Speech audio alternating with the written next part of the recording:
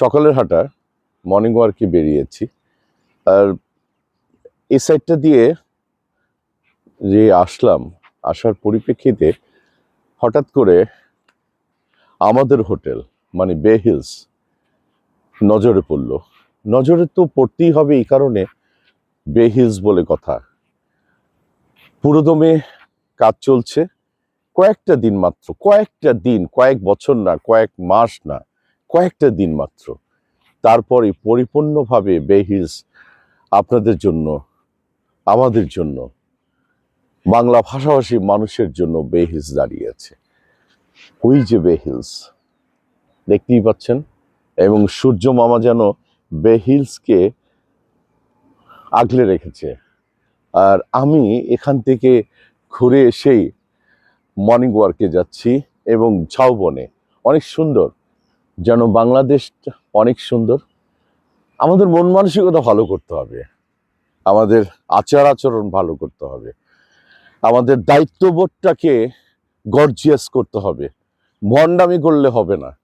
কিছু ইউটিউবারদেরকে দেখি যারা নাকি ফেরেস্তার মতো করে ছিল বাংলাদেশে, তাদেরকে আজকে কি অবস্থায়, নাজেহাল অবস্থা। বাবা মাকে দেখে না, পরিবারকে দেখে না। আরে বেটা, টাকা আসলেই এরকম করতে হয়, টাকা আসলেই এরকম করতে হয়। কই, আমাদের তো ৩৫ বছরের উপরে কেরিয়ার, ফিল্ম কেরিয়ার, আমাদের ব্যত্যয় ঘটে নাই। আমরা তো আরো করতে পারি না। বাবা মারা গেছে, মা মারা গেছে, এবং আমার শ্বশুর ইন্তেকাল করেছেন, শাশুড়ি বেঁচে আছেন।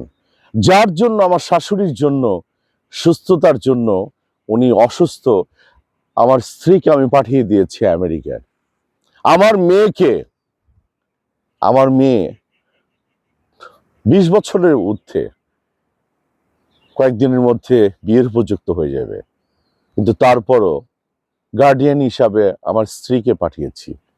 শুধু আমেরিকান ভিসার কিছু সমস্যা, এর আগেও যদি আমি 3-4 বার গিয়েছি আমেরিকাতে।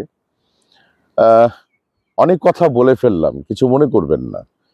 যে এই দায়িত্ববোধটুকু রাখা উচিত আমার মনে হয়। আমার ছেলে দুবাইতে, ছেলের বউ দুবাইতে, আলহামদুলিল্লাহ।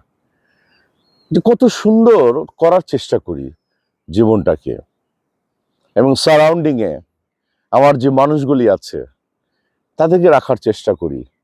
আমি যে খুব ভালো মানুষ তা কিন্তু না, গুনাহগার বান্দা আল্লাহর, অনেক গুনাহ করি হয়তোবা, কিন্তু ভণ্ডামির রাজ্যে বসবাস করি না।